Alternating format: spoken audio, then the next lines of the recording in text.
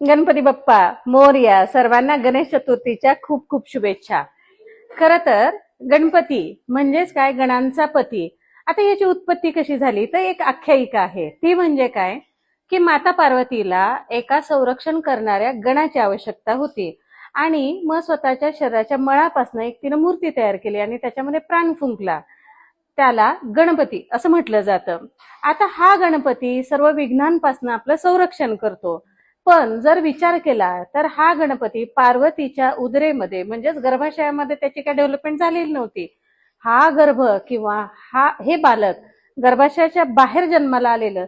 कदाचित विचार केला तर IVF इन विट्रो फर्टिलायझेशन म्हणजेच गर्भाशयाच्या बाहेर करण्याची टेक्निक तेव्हापासून आहे का? बघा, आपलं जे शास्त्र आहे किंवा आपल्या धार्मिक कथांमध्ये सुद्धा असा काहीतरी उल्लेख आहे. जसं की पूर्वी पाहिलं होतं की पुष्पक विमान हे तुकारामाला घेऊन जाण्यासाठी आलेलं आणि त्याच्या अभ्यासातून आजच्या विमानाचा शोध लागलेला होता. कदाचित, अर्थात हा माझा विचार आहे, कदाचित IVFचं तंत्रज्ञान सुद्धा असंच काहीतरी डेव्हलप झालंय का? गंमत आहे ना. धन्यवाद.